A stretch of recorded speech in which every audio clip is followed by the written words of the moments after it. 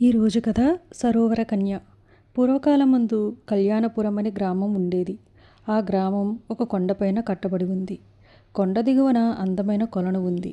ఆ కొలను దగ్గర రేబాలుడనే పిల్లవాడు అతని తల్లి నివసిస్తూ ఉండేవారు.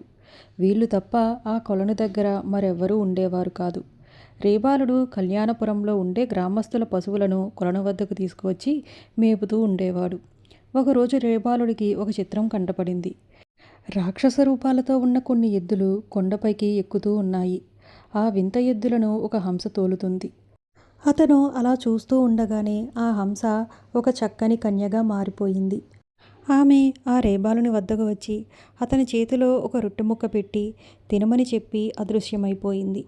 మరుక్షణంలో ఆ వింత ఎద్దులు కూడా మాయమైపోయాయి. ఇంటికి పోయి ఈ చిత్రాలన్నీ రేబాలుడు తల్లితో పూసగుచ్చినట్లు చెప్పి ఎలాగైనా ఆ కన్యను పెళ్లి చేసుకుంటానని పట్టుబట్టాడు. ఇది చూసి అతని తల్లి, అబ్బీ, ఆ కన్య ఎవరో కూడా మనకు తెలియదాయే.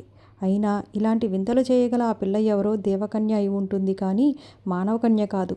ఆ పిల్లకు నీకు పెళ్ళి ఎలా కుదురుతుంది? నా మాట విని ఆ ఆలోచన మానుకో అని నచ్చజెప్పింది. తల్లి ఎంత చెప్పినా రేబాలుడికి ఆమె మాటలు రుచించలేదు. అతను అదే పనిగా ఆమె కోసం నిరీక్షిస్తూ ఉన్నాడు. ఇలా ఉండగా ఒక పున్నమి రోజున కొండ ఒడ్డు నుంచి కొలనులో ఏదో తన వైపు కొట్టుకు వస్తున్నట్లు రేబాలుడికి కనపడింది. అది దగ్గరికి రాగానే అది ఒక రొట్టె ముక్క అని రేబాలుడు గ్రహించాడు. దానిని చూడగానే అతనికి ఆ కన్య గుర్తుకు వచ్చి ఆ రొట్టె ముక్కను తినేశాడు. రేబాలుడు రొట్టె ముక్క తిన్న వెంటనే కొలనులో పెద్ద శబ్దం పుట్టింది. ఆ శబ్దం ఏమిటా అని చూసేసరికి అవి మునుపు అతను చూసిన వింత ఎద్దులే. ఎద్దుల వెనక ఒక బంగారపు చిన్ని పడవ కనపడింది. పడవ ఒడ్డుకి రాగానే అందులో నుంచి తను ప్రేమించిన సరోవర కన్య దిగివచ్చింది. అప్పుడు రేబాలుడు తన మనసులో కోరిక ఆమెతో చెప్పేసరికి ఆమె, రేబాలుడా, నిన్ను పెళ్లి చేసుకోవటం నాకిష్టమే. అయితే నీవు మానవుడవు, నేను దేవకన్యను. కానీ ఒక షరతుకు ఒప్పుకున్నట్లయితే నీ కోరిక నెరవేరుస్తాను అంది. రేబాలుడు, సుందరి, నీవు ఎటువంటి కఠినమైన షరతు పెట్టినా సరే నాకు అంగీకారమే, అదేమిటో చెప్పు అన్నాడు. పెళ్ళైన తర్వాత నీవు నా పైన ఇంతటి మక్కువతోటే ఉండాలి. ఎప్పుడైనా నన్ను ఉదాసీనంతో చూసి కోపగించుకున్న పక్షంలో 3 సార్లు వరకు ఊరుకుంటాను. మూడోసారి నీ కంటికి కనపడకుండా పోతాను. ఇదే నా షరతు అని సరోవర కన్య అంది. అలా ఎన్నడూ జరగదు అని రేబాలుడు ఆమె పెట్టిన షరతుకు ఒప్పుకున్నాడు.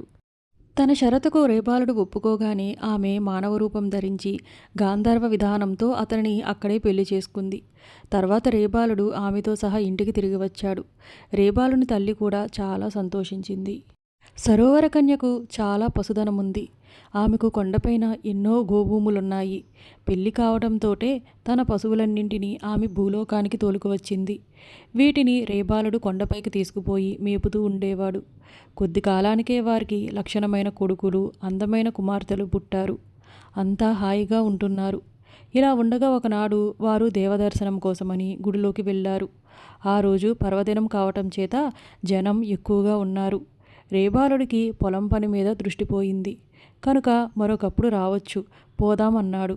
అదేం మాట, దర్శనం చేసుకోకుండా పోవటమా అంది అతని భార్య.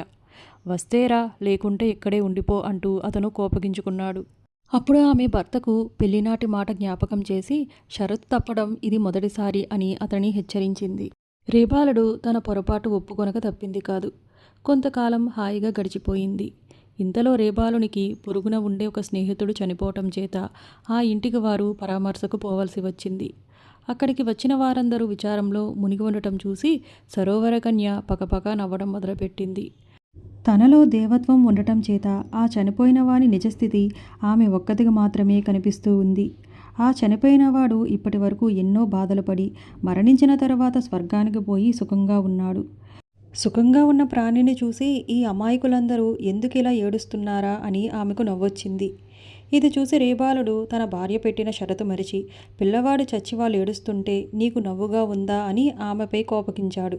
అప్పుడు సరోవర కన్య అతనితో, రెండవసారి షరతు తప్పావు, జ్ఞాపకముంచుకో అని హెచ్చరించింది. అతను జరిగిన దానికి విచారించి ఇక ముందు జాగ్రత్తగా ఉంటానని చెప్పాడు. ఆ మాట అన్నాడే కానీ అతను సంసార సౌఖ్యంలో పడి ఆ గొడవే మరిచిపోయాడు. కొన్నాళ్ళు పోయిన తర్వాత ఒకరోజు వారు ఒక పెళ్లికి వెళ్ళవలసి వచ్చింది. పెళ్లికి వచ్చిన అందరూ ఎంతో సంతోషంగా ఉన్నారు. దేవతాంశ కలది కనుక సరోవర కన్యకు మాత్రం ఈ పెళ్లి అవుతున్న వధువు వరుడు త్వరలోనే కష్టాలలో మునిగిపోతారని రహస్యం తెలుసు. అందుచేత ఆమె వారి దుస్థితి తలుచుకుని ఎడతెగిని విచారంతో ఏడుస్తూ కూర్చుంది. రేబాలుడు వచ్చి ఊరడించబోయాడు. కానీ ఆమె దుఃఖం తగ్గలేదు. చివరకు అతనికి విసిగెత్తి, ఛీ, శుభమా అని వాళ్ళు పెళ్లి చేసుకుంటూ ఉంటే అర్థం లేని ఈ ఏడుపేమిటి అని కోపగించుకున్నాడు. అప్పుడామె భర్తతో, ఇది మూడోసారి నువ్వు నా పైన కోపగించుకోవటం. నేను పెట్టిన షరతు తప్పావు గనక నేను వదిలి వెళ్ళిపోతున్నాను అని చెప్పి తక్షణమే ఆమె తన పూర్వపు రూపాన్ని పొంది ఒక్కసారిగా మాయమైపోయింది. ఆమెను ఎలాగైనా పట్టాలి అనే ఆశతో రేబాలుడు కొలను వద్దకు ఆత్రంగా పరిగెత్తాడు. కానీ ఆమె కనపడలేదు. సూర్యుడు అస్తమించే వరకు అతనలా కనిపెట్టుకుని ఉన్నా ఆమె జాడ తెలియనేలేదు. నెలలు గడిచాయి, సంవత్సరాలు గడిచాయి.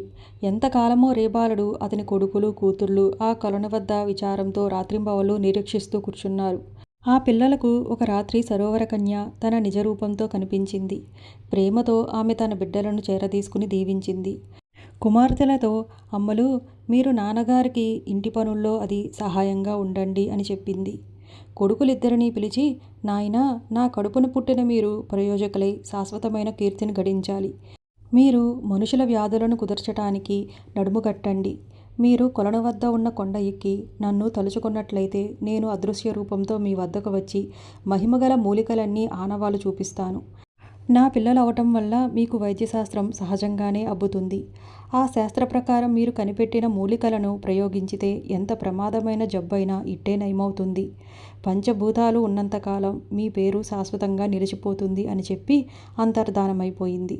వారు ఈ వింతలన్నీ తండ్రికి వినిపించేసరికి అతను కూడా చాలా సంతోషించాడు.